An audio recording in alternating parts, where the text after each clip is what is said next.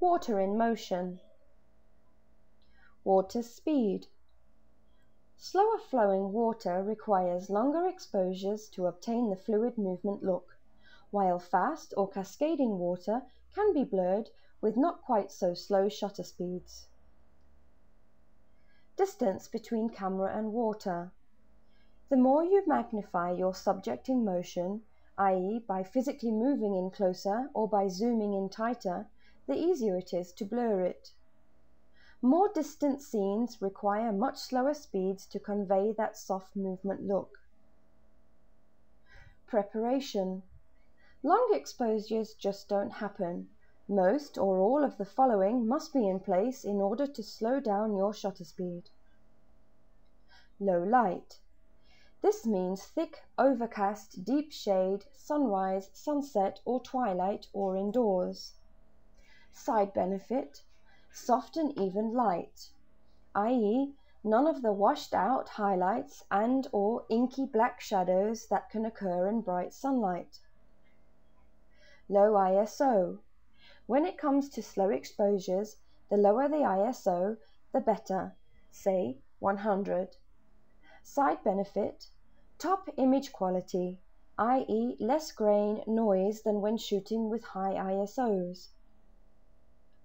Small aperture.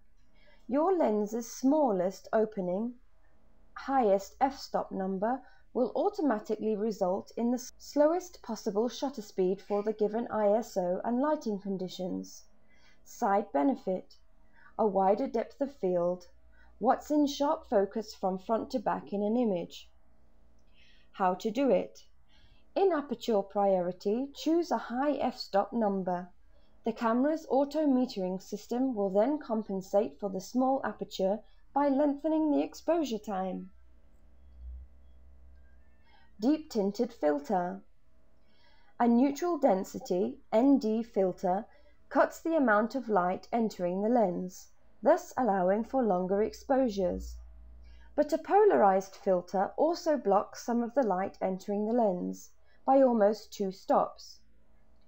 Polarizer side benefit, controlling the glare and shine on the water, as well as reducing reflections on adjacent wet surfaces to boost color saturation.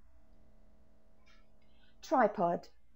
Long exposures require a steady camera via a tripod or other sturdy support. To guard against vibrations, use a cable release, and for extra protection, a self-timer or mirror lock mode. Not all SLRs have this latter feature, however. Super slow, not always best. Although you'll seldom go wrong by shooting with the slowest shutter speed you can get, sometimes the longest exposure is not the best option.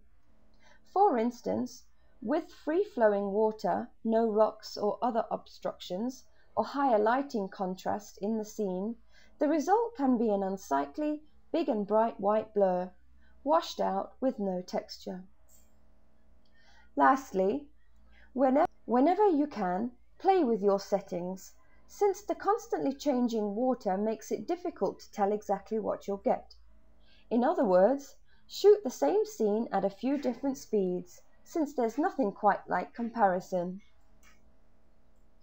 LearnDigitalPhotographyNow.com, your guide to digital photography.